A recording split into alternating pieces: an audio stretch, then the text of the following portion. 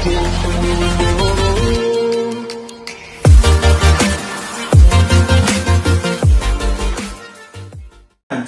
siang Pak Doni. Selamat siang Mas Agung. Kembali lagi bersama kami di Beyond Education Podcast. Podcast yang menginspirasi dan mengedukasi ibu, bapak, anak, dan masyarakat. Yes. Setiap jargon pasti berbeda-beda. Itulah dinamika kehidupan Pak ya. Iya. Jadi jangan jargon itu aja. Kita bosan nanti. Bosan. Kembali lagi ke siang hari ya Pak. Ya, kembali ke siang hari. Kembali ke siang hari. Podcast kita di pagi hari ya. Iya, kemarin kita di pagi hari dan sekarang kembali lagi ke siang hari. Oke Pak. Pada hari ini sebenarnya saya ingin cerita sih Pak. Ini ya, maksudnya kan banyaknya sekarang anak-anak itu berada di sekolah atau tidak berada di sekolah dan dia berada di rumah. Adik saya Pak, adik saya dia itu umur 7 tahun. Umur 7 tahun. 7 tahun di rumah gitu. Dan dia sudah merasa bosan itu sekolah di rumah itu. Dan saya rasa sih memang itu pun dengan kondisi adik saya yang biasa-biasa aja gitu, tidak ada kekurangan fisik dan lain-lain. Nah pas saya melihat gitu atau misalnya mendengar, mencari-cari, terus melihat di berita Pak, itu gimana ya kalau anak TK atau anak berkebutuhan khusus gitu Pak, ketika sekolah di rumah itu Ketika sekolah di rumah ya. Semakin gitu ya, semakin ya jangankan di sekolah di rumah Pak ya. Mohon maaf ketika sekolah formal biasa pun atau sekolah seperti biasa pun mereka mengalami hambatan yang harus ekstra kita perhatikan. Nah jadi ini untuk para orang tua nih yang diberi anugerah anak yang memberi kebutuhan khusus atau anak yang masih kecil, kira-kira ada tips-tips atau bagaimana Pak? Ya baik. Ini pertanyaan yang bagus ya, karena situasi juga sedang pandemik ya. Iya. Jadi anak-anak juga harus belajar di rumah masing-masing. Dari sekolah. Ya memang keadaan ini tidak ada yang memprediksi bahwa keadaan situasi di tengah wabah ini ternyata berlangsung dengan lama ya. Nah, tetapi insya Allah ketika kita mau mensyukuri keadaan yang seperti apapun juga, ada hikmah di balik itu semua. Ya. Kalau saya sih ngambil hal yang positifnya aja. Dengan keadaan seperti ini, hubungan orang tua dengan anak akan semakin lebih erat dibandingkan sebelumnya. Mungkin kebiasaan kita sebagai orang tua, apa-apa semuanya diserahkan ke sekolah. Iya betul. Ya. Nitip anak ke sekolah. Ya, jadi sekolah itu sudah seperti tempat penitipan anak. Iya betul. Ya. Atau dikit-dikit babysitternya. Ya, ketika anak itu belum masuk usia sekolah. Nah, di keadaan seperti ini sebenarnya ada pesan dari Tuhan pada setiap orang tua agar kita mau belajar menjadi orang tua yang 3B. Baik, benar, dan bagus. Apa tuh Pak 3B Pak? Baik, benar, dan bagus. Ya, jadi orang tua itu kan harus memiliki perilaku yang baik agar bisa dicontoh oleh anaknya. Menjadi role model Pak ya? Iya. Terus juga menjadi orang tua yang benar. Jadi sikap perilakunya itu harus dia pikirkan dulu sebelum dia bertindak. Iya, benar. Ya. Dan harus bagus. Nah, bagus di sini kita merangkaikan 3 kata tersebut.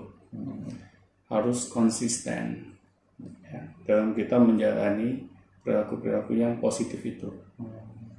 Ya. Karena tanpa perilaku yang konsisten, ya, misalnya orang tua tuh mut-mutan. Ketika lagi senang, kita sama anak senang, perbuatan kita tuh luar biasa baiknya gitu. Tapi ketika lagi bad mood, pelampiasannya anak kita gitu kan. Iya, itu banyak Pak seperti itu. Nah, itu yang kurang bagus. Nah, itu yang harus kita coba perbaiki. Nah, jadi dalam keadaan yang situasi pandemi seperti saat ini, kan waktu bersama dengan keluarga itu akan semakin banyak. Iya. Ya, mau nggak mau. Mau nggak mau ya. Ya, kita mau kemana lagi gitu kan. Nah, di sini kita bisa memiliki kreativitas untuk mencari cara bagaimana untuk supaya tidak bosan ketika berada di rumah ya dalam waktu yang lama. Ya misalnya antara bapak dan ibu ya dan anak berdiskusi kegiatan-kegiatan apa nih yang bisa kita lakukan bersama-sama. Misalnya kita bisa baca buku bareng, terus mendiskusikan dari buku yang kita baca ya, atau kita bisa membuat permainan-permainan ya yang kita lakukan bersama-sama. Ya, seru lah ya. Ya, jadi kreativitas itu yang sebelumnya tidak ada di kepala kita akhirnya muncul. Karena memang situasinya memaksa kita harus melakukan hal itu. Nah, tapi pertanyaan Agung tadi untuk khususnya anak-anak yang berkebutuhan khusus ya. Iya, gimana tuh dengan anak-anak yang di rumah orang tuanya bingung dan terus ketika anaknya itu dianugerahi berkebutuhan khusus itu kan makin juut lagi tuh. Iya. Bagaimana tuh Pak? Jadi orang tua juga waktu di podcast sebelumnya kita harus menjadi orang tua yang pembelajar. Ya. Iya. Ketika kita diberikan amanah anak yang berkebutuhan khusus, kita harus belajar cara menghadapi anak-anak berkebutuhan khusus ini. Bukan titipin doang Pak ya? Ya, bukan kita titipkan misalnya ke terapisnya atau ke gurunya, sedangkan kita nggak berbuat sama sekali apapun juga. Ya. Kita harus belajar lagi. Nah, kita harus belajar karena banyak di luar sana, bisa itu dari buku, ya, dari internet, hal-hal yang bisa kita pelajari dalam menghadapi anak-anak yang berkebutuhan khusus. Nah, kalau menurut saya, setiap anak itu berkebutuhan khusus. Ya, jadi jangan asumsinya anak berkebutuhan khusus itu anak yang memiliki masalah. Oh iya. Ya, masalah di sini misalnya yang sering di-label sama orang-orang di dunia psikologi ya. Misalnya anak yang autis, disleksia, ya, macam-macam tuh ya. Down syndrome dan yang lain-lain. Nah, saya pikir setiap anak itu berkebutuhan khusus. Cuman hal-hal yang tadi saya sebutkan itu hanya label yang diberikan oleh dunia psikologi. Nah, yang saya takutkan dengan anak-anak kita beri label seperti itu, dan mereka di kemudian hari paham dengan label itu yang melekat di diri mereka, itu yang saya takut anak tersebut akan memiliki rasa tidak percaya diri, jadi minder gitu Pak ya? Ya, jadi minder. Apalagi kalau teman-temannya sampai ngata-ngatain dia, autis, kayak gitu kan? Galak gitu. Malah anak itu nanti akan merasa ada yang salah nih sama diri saya. Ya.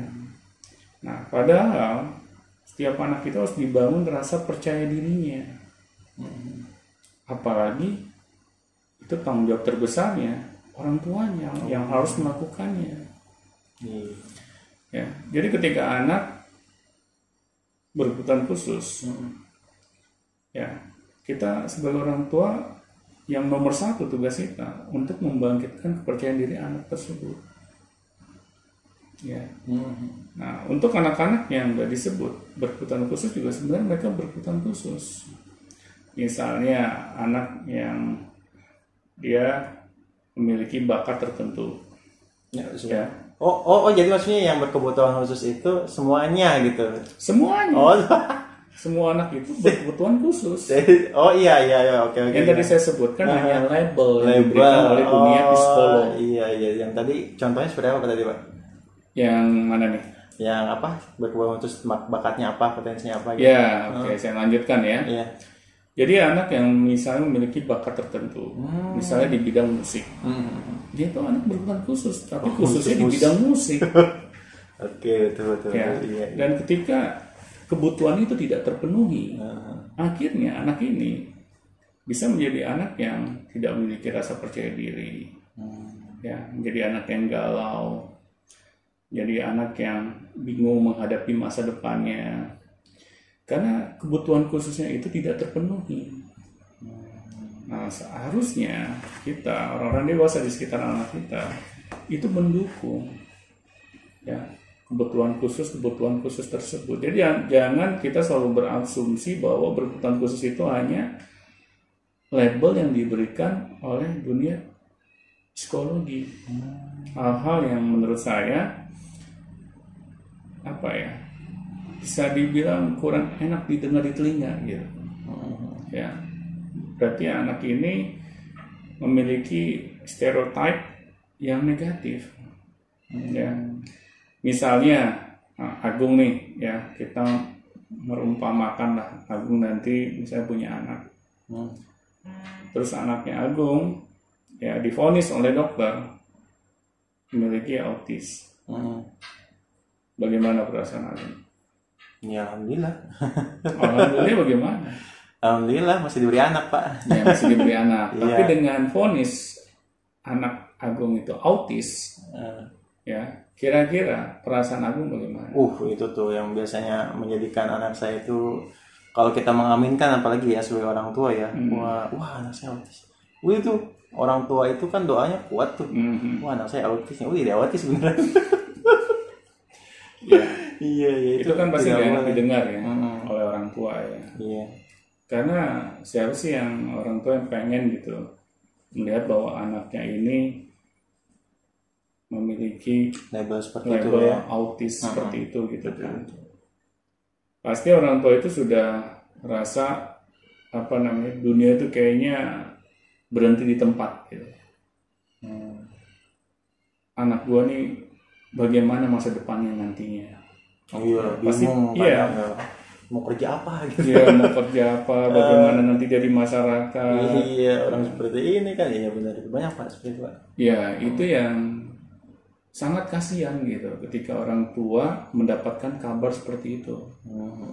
Ya.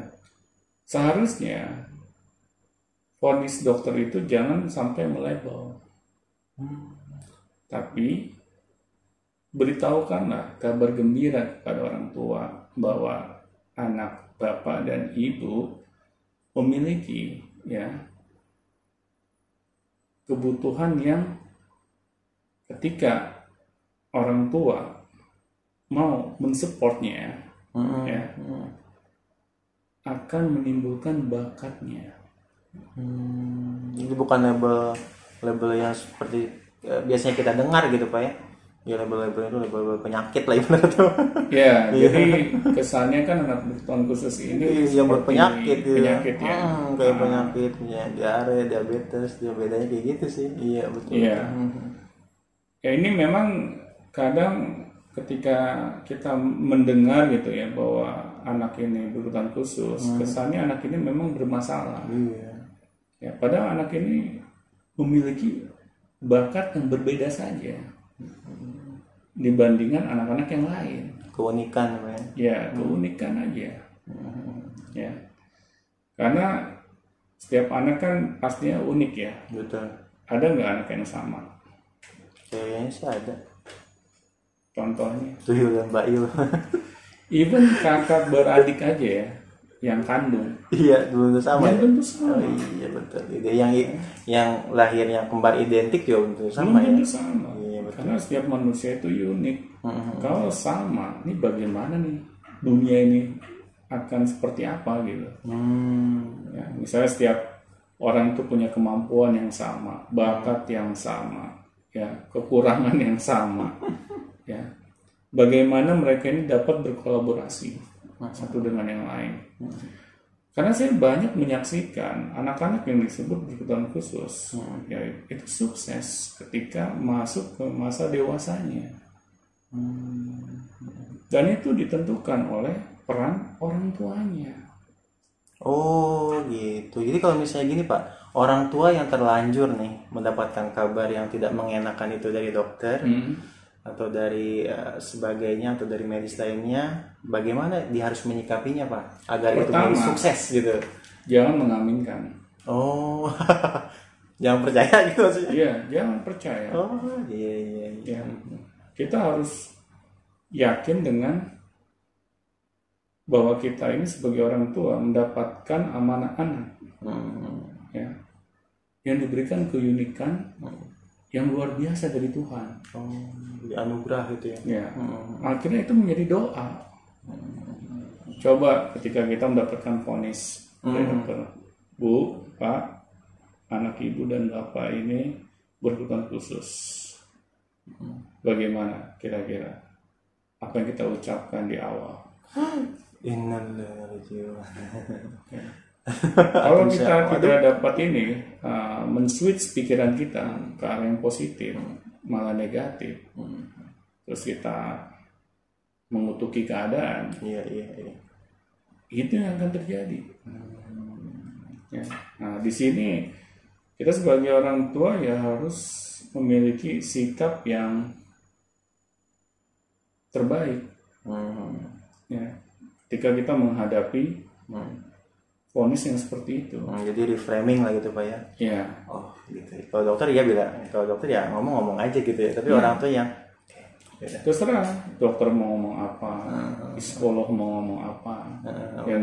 Yang penting kita sebagai orang tua itu harus yakin bahwa anak kita ini anak yang luar biasa. Ya, yang memiliki bakat, ya, passion yang nanti akan menjadi pegangannya dia di masa depan. Jadinya orang tua itu optimis menghadapi masa depan anaknya.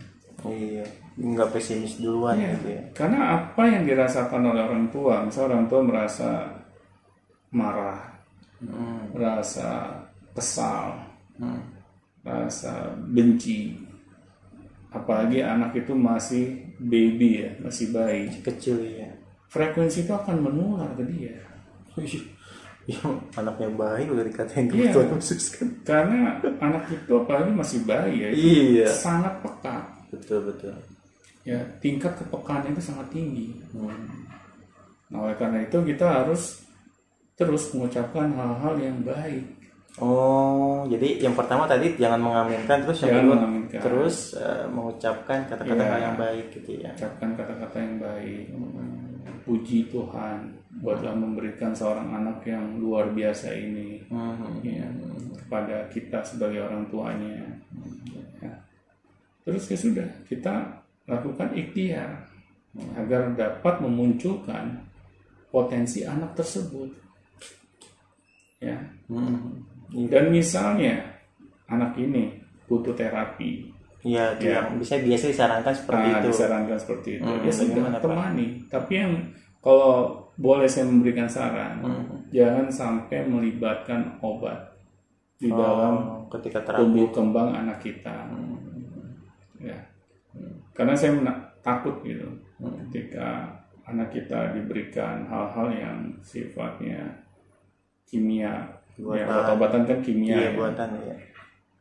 Itu hanya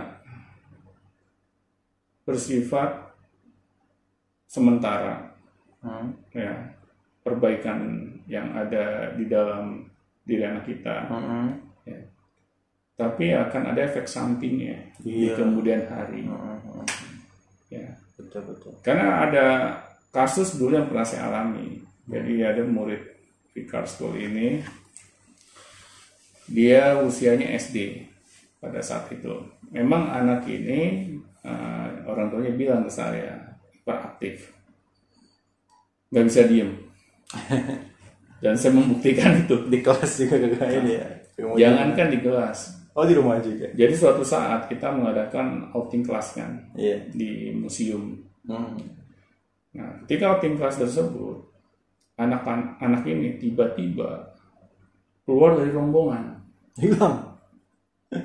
Hilang. Akhirnya saya berusaha mencarinya kan. Iya. Kalau udah hilang gitu. Ternyata dia ada di suatu gedung, ya, dekat dari museum itu, dan dia sedang bermain di situ. Saya samperin, ini mengajak saya untuk kayak main kejar-kejaran. Iya, makin jauh disamperin tuh ya. Dia akhirnya sampai naik tangga ke lantai paling atas. Tahu ini kan, misalnya teras. Iya. Teras, Belakon ya, kayak belakon gitu. Teras itu nggak ada pagarnya. Belakon. Dan itu dari lantai 2. Dan anak ini lari sekitar teras tersebut. Ya, Nggak ada pagarnya, Pak? Iya, nggak ada pagarnya.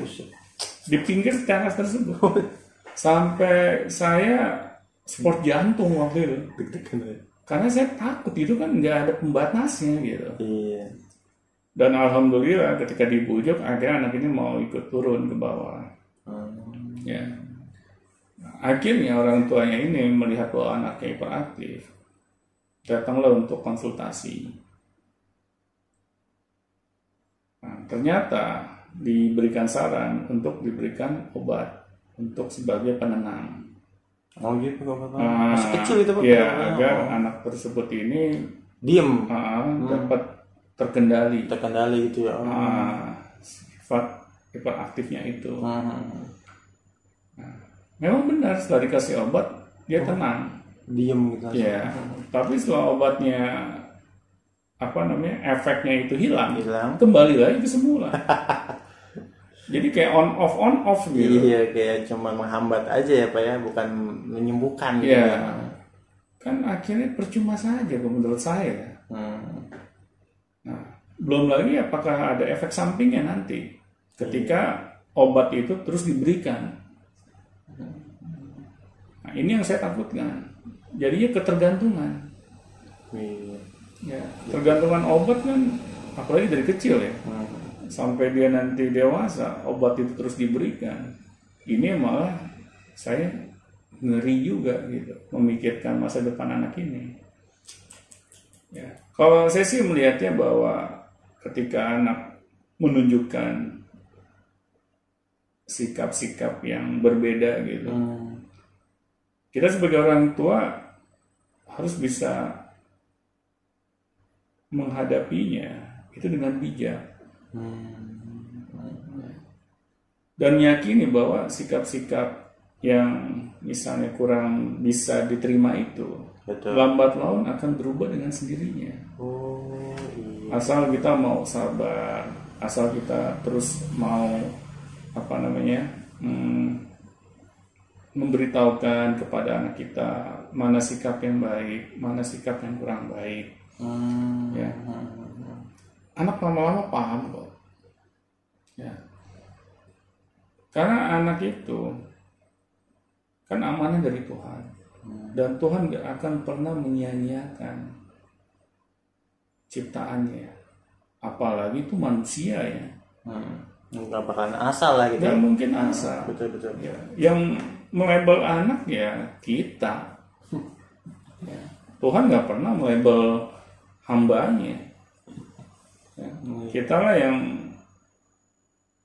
terlalu cepat gitu memberikan justifikasi, memberikan vonis bahwa anak ini berkebutuhan khusus, anak ini normal, anak ini kurang pintar, misalnya anak ini pintar, anak ini jenius. Ya, akhirnya ketika anak dilabel seperti itu,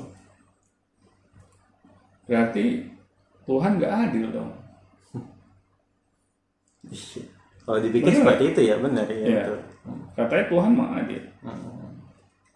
Kenapa ketika Tuhan Maha Adil, kita sebagai ciptaannya yang bertolak belakang gitu, dan tidak dengan Tuhan kita. Wah, ternyata seperti itu Pak ya. Tapi kalau misalnya gini Pak, ada orang tua yang dia itu kurang sabar menghadapi anaknya yang berkebutuhan khusus itu Pak. Kan ada aja tuh, misalnya orang tua, aduh, udah nyebar-nyebarin diri, tiba-tiba nggak sabar. Tiba-tiba pengen marah, pengen apalah dengan tingkah lakunya, ngelihat tingkah laku yang sedikit berbeda dari yang lain tuh, merasa orang tua tuh, aduh gimana sih, gitu. Gitu. Pengen gimana? Sebaiknya apa yang harus dilakukan orang tua Pak ketika seperti itu Pak? Mengalami hal yang seperti itu? Ya, paksa untuk sabar. Nggak ada lagi yang lain. Ya. Apa mau ini bareng sama anaknya ke terapis. Iya, biasa kan orang tua tuh Minta di terapi sama-sama gitu. Jadi memaksakan diri untuk sabar, Pak ya. Harus. Kita kan sebagai orang tua udah jelas-jelas, namanya juga orang tua. Jadi orang yang sudah tua. Tutuk. Ya. Bagaimana sih kita bersikap sebagai orang yang sudah tua? Iya. Apa mau disamakan dengan anak-anak? Iya. Nggak mau kan? Betul. Nah, kita harus menunjukkan ketuaan kita itu.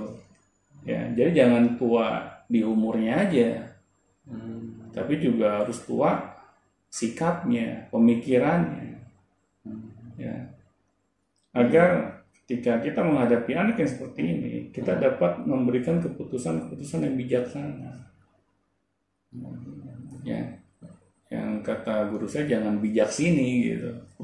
Ya, nah di sini kita harus belajar terus menjadi orang tua yang baik. Karena jika kita berhenti belajar, ya disitulah ya kita berhenti menjadi orang tua yang benar. Iya sih, kebanyakan orang tua itu merasa udah tua jadi nggak mau belajar gitu. Nah, itu. Padahal di podcast Beyond Education ini banyak ternyata yang harus dipelajari, Pak ya. Iya banyak. Saya aja pribadi aja masih terus belajar ya jadi orang tua. Betul, iya. Dan ketika misalnya anak saya bertingkah laku yang kurang baik gitu, pernah saya marah yang kelepasan juga. Tapi saya cepat sadar bahwa sikap saya itu salah dan saya tidak malu untuk meminta maaf pada saat itu juga. Anak juga memaklumi orang tua ini bukan marah, kesel gitu. Bukan Tuhan yang nggak pernah punya kesalahan. Iya, betul. Tapi yang penting kita sebagai orang tua cepat sadar ketika berbuat kesalahan. Ya, kita tahu nih ucapan kita kayaknya nggak benar gitu ke anak. Atau nggak benar ke pasangan, ya kita harus mau gitu untuk meminta maaf duluan. Oh, bedanya itu ya, Pak. Bedanya ternyata bukan semua orang pasti pernah salah gitu kan. Pernah. Bedanya itu ada yang cepat sadar, ada yang nggak sadar. Ya itu. Karena orang tua ketika mau belajar, kesadarannya akan lebih cepat munculnya. Dibandingkan orang tua yang tidak mau belajar dengan watak yang merasa dirinya itu sudah benar gitu kan ya. Karena ilmu yang ada di dalam dirinya lah yang akan berbicara, ya, akan mengingatkan bahwa ada perilaku kita yang salah, yang harus diperbaiki, ya. Makanya di agama apapun juga, sampai Nabi pernah menyebutkan bahwa kejarlah ilmu sampai ke negeri Cina, ya, bahwa ilmu itu sangat diagungkan, ya. Tuhan juga akan membedakan mana hambanya yang senang menuntut ilmu, anak hamba yang tidak senang menuntut ilmu. Dibedakan dari derajatnya loh. Nggak tanggung-tanggung. Nggak tanggung-tanggung, ya. Nah, di sinilah kita harus terus mau gitu memperkaya keilmuan kita, ya. Apalagi kalau kita sudah mencap diri kita orang tua, karena orang tua kan nggak ada sekolahnya, ya. Nggak ada sekolah orang tua, nggak ada ya, Pak. Nah, jadinya kita harus inisiatif untuk belajar. Iya, betul. Jangan ada masalah dulu baru yang bentur kepala kita. Misalnya anak udah kena narkoba, baru deh kita sadar, waduh, gua nih kurang nih perhatian ke anak, ya. Akhirnya anak kena narkoba. Kebanyakan seperti itu ya. Harus dibenturkan dulu baru, oh iya gue yang salah ya, Pak. Iya benar, apalagi kalau kita punya anak berkebutuhan khusus. Iya. Ya, yang anak berkebutuhan khusus, menurut saya semua anak itu berkebutuhan khusus. Cuman yang tadi saya sebutkan berkebutuhan khusus yang dilabel oleh dunia psikologi. Iya betul. Kalau kita anggap aja deh, daripada kita ini ya ngomongnya belipet gitu, anak-anak yang unik, yang berkebutuhan khusus, Pak. kita sebut anak-anak yang unik. Anak unik. Sebelumnya Pak Doni pernah punya pengalaman Pak menangani anak-anak unik gitu Pak di sekolah. Oh, gimana? Ya waktu itu ada anak yang dibawa oleh ibunya kan. Terus ibunya cerita ke saya bahwa anak saya ini autis, Pak Doni. Udah cerita duluan. Iya, udah cerita duluan. Apalagi waktu itu saya kan benar-benar baru di dunia pendidikan. Iya, bagaimana tuh Pak mengatasi seperti hal seperti itu? Tapi nggak tahu kenapa saya dengan anak itu, saya sedikit cerita ya dari pekerjaan saya dulu di kapal pesiar. Saya sangat dekat sama anak. Waktu saya kerja di kapal pesiar, kan banyak tamu-tamu saya ini orang-orang bule ya, dan keluarga biasanya. Sering bawa anak mereka ketika berpergian di kapal pesiar. Dan anak-anaknya ini, tamu-tamu saya, itu selalu dekat dengan saya. Anak-anak siapa ya? Anak-anak mereka. Padahal saya ini tidak menyadari gitu, punya secara naluri ya bisa dekat sama anak-anak. Nah, tapi nggak tahu kenapa saya senang aja gitu. Misalnya ngobrol dengan mereka, ya. Sampai waktu itu orang tuanya bingung gitu, nyariin anaknya. Dia keliling-keliling nyari anaknya sambil teriak-teriak gitu kan, karena nggak ketemu-ketemu. Nah, setelah saya dengar, orang tua tamu saya ini mencari anaknya, dan anaknya ada di ruangan saya, tempat di mana saya bekerja, lagi ngobrol. Anak dewasa Pak? Masih kecil. Masih kecil. Oh iya. Masih mungkin umurnya 6 tahun deh, 6 tahun 5 tahun. Ya. Dan setiap saya kerja anak ini suka ngikutin kemana saya pergi. Ya, ngajak ngobrol apa saya. Ya saya senang ngajakin dia ngobrol ya. Nah, di sini saya merasa bahwa kayak gifted gitu, hal yang diberikan oleh Tuhan kepada saya gitu. Karena nggak semua orang bisa cepat dekat langsung dengan anak. Sampai suatu saat saya pernah diminta sama tamu saya untuk jadi anak angkatnya dia. Karena anaknya dia yang masih kecil ini nggak punya kakak. Gitu. Ya. Saya kaget juga waktu ditawarkan jadi anak angkat. Saya bilang, waduh, saya kan mesti pulang ke Indonesia. Saya nggak mungkin stay di Amerika. Ya, dia kecewa gitu ketika saya kasih alasan. Karena saya bilang saya punya keluarga di rumah. Ibu saya masih ada, adik saya masih ada, harus perlu saya jaga. Jadinya ya saya harus pulang. Nah, saya berapa kali ditawarin jadi anak angkat. Karena ya itu alasannya mereka, bahwa anak-anak mereka itu bisa dekat dengan saya. Nah, akhirnya ketika saya ketemu sama anak yang disebut autis ini, sama ibu ini, kan ibunya kan yang disebut autis. Saya melihatnya bahwa anak ini tidak mau saya ada di mindset saya. Anak ini bermasalah, saya nggak mau. Itu yang saya tanamkan di otak saya pertama kali. Karena kalau ditanamkan pertama kali di mindset saya bahwa anak ini bermasalah, pasti saya nggak akan gentar duluan gitu ya. Ya, takut duluan, getir gitu ya. Kreativitasnya terhambat. Karena sudah menghadapi masa di depan mata gitu. Nah, yang tadi kita bilang anak ini udah unik aja. Nah, anak unik gimana nih caranya untuk bisa dekat dengan dia? Ya. Dan alhamdulillah anak ini saya nggak merasa bersusah payah gitu untuk mendekati anak ini. Ya. Malah saya suruh dia ngisi formulir pendaftarannya sendiri. Bayangin, anak yang seperti itu saya suruh nulis formulir pendaftarannya dia sendiri. Lancar Pak, tapi lancar. Dan dia nulis. Tapi sayangnya, ini mohon maaf sekali lagi ya, bagi orang tua yang selalu memaksakan anaknya untuk perfect, dia malah negur anaknya, kamu tulisannya kurang bagus. Oh, jadi seperti itu ya. Akhirnya apa coba yang anak itu lakukan? Tidak jadi nulis. Bukan. Apa? Itu masih mending. Masih mending itu.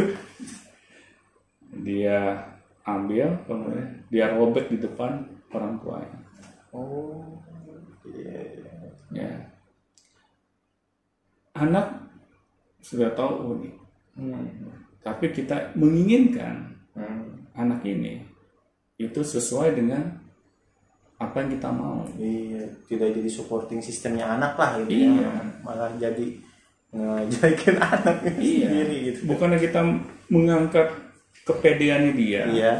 tapi malah kita mengkritik. Akhirnya kepedean dia itu nyungsep. Iya. Ya. Dan di sinilah yang kadang menurut saya dari pengalaman saya bertahun-tahun menghadapi anak yang unik ini, kalau boleh jujur, problem utama itu ada di orang tua. Oh, jadi kembali ke orang tua ya Pak sebenarnya. Iya. Oh, iya. Kadang orang tua terlalu overprotective. Iya, ini nggak boleh, ini nggak boleh, itu nggak boleh. Apa-apa nggak boleh, apa-apa takut. Iya. Terus yang kedua, orang tua terlalu memaksa. Anak harus sesuai dengan yang dia inginkan. Oh iya, betul. Akhirnya nggak akan ketemu.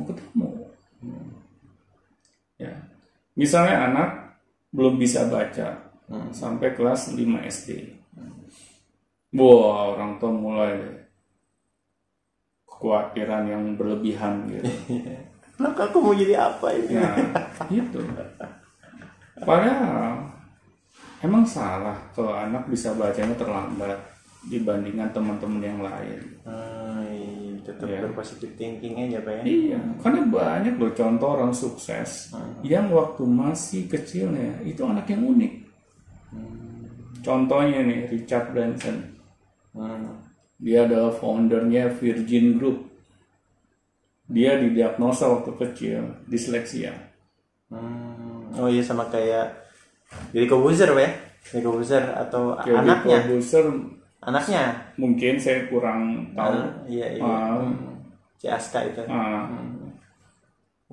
tapi bayangkan Bisa sukses. anak yang divonis disleksia ini sekarang menjadi multimilioner. Ya. Thomas Alva Edison juga sama. Dia sampai dikeluarkan dari sekolah ketika di zaman SD. Kata gurunya, anak ini tidak bisa kami handle di sekolah. Makanya kami kembalikan ke rumah. Ibunya nangis langsung. Nah, tapi luar biasanya ibunya itu tidak mengamini. Malah dia bilang, nak, kita tunjukkan siapa diri kamu sebenarnya. Nah, di sini kan hal yang luar biasa. Orang tua ketika dia berdoa hal yang positif kepada anak, meskipun orang-orang di luar sana ya merendahkan anak kita, betul. ya bayangkan langsung diaminkan oleh Tuhan. Ya, kita bisa melihat Thomas Alva Edison seperti apa saat ini, ya kan? Nah, disinilah pentingnya orang tua harus belajar. Jadi kembali lagi sebenarnya kepada orang tua ya Pak. Iya. Mau tidak mau titiknya itu ternyata setelah pengalaman ini, setelah sudah yang Pak Doni lakukan, ternyata titik dari keberhasilan anak unik itu adalah di orang tuanya. Iya. Yang harus terus belajar gitu Pak ya. Benar.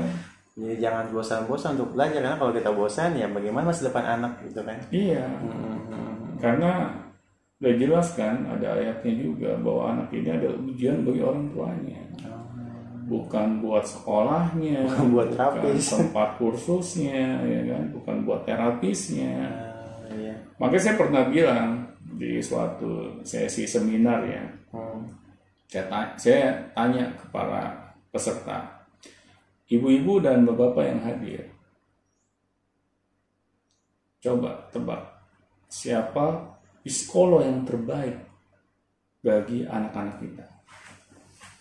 Nah, diam tuh semuanya. Lalu saya tanya, gak ada yang jauh gitu kan? gak ada yang jawab, bingung. Mungkin dia mau jawab takut promosiin si A gitu kan. Mungkin mau jawab lupa namanya gitu kan. Setelah berdiam cukup lama, dia tanpa sebabnya. Akhirnya saya sebutkan bahwa psikolog yang terbaik bagi anak-anak kita ya kita sendiri sebagai orang tua mereka. Tapi anehnya ada juga yang nggak setuju. Ada lagi. Ada yang nggak setuju dengan statement saya itu. Wah, yang benar Pak. Masa sih kita? Ya. Nah, di sini saya bisa melihat bahwa tidak semua orang tua adalah orang tua yang pembelajar. Ya. Ada juga yang tidak menyangkal, dia malah merenung. Ya. Introspeksi. Ya. Tapi bagi orang tua yang tidak setuju, yang saya lihat dia memang orang tua yang selalu menyerahkan segala hal tentang anaknya itu ke orang lain. Ya. Kenapa tadi saya sebutkan orang tua adalah psikolog terbaik bagi anak-anaknya? Karena orang tua yang lebih tahu tentang anak-anaknya seharusnya. Orang dari kecil mereka yang ngurus kan? Iya, dia yang melahirkan, dia yang merawat. Kecuali dari kecil udah dikasih ke babysitter. Betul. Ya. Dia yang punya genetik gitu kan, bisa dipelajari dari sikap-sikapnya. Iya. Nah ini yang seharusnya jangan sampai terjadi gitu. Oke, terima kasih Pak Doni. Oke. Ternyata kita tersadarkan lagi dan lagi, Pak. Ya, bahwa ternyata ini bermanfaatnya. Iya, Pak. Ternyata fokusnya itu adalah orang tua lagi harus belajar nih, gitu kan. Iya. Mau tidak mau, dan itu harga mati untuk generasi bangsa yang lebih baik ke depannya. Pastinya. Oke, terima kasih Pak Doni atas pembicaraan siang pada hari ini. Pada siang hari ini kembali Pak. Oke, baik semuanya, sampai jumpa lagi di Beyond Education segmen yang selanjutnya. Terima kasih Pak.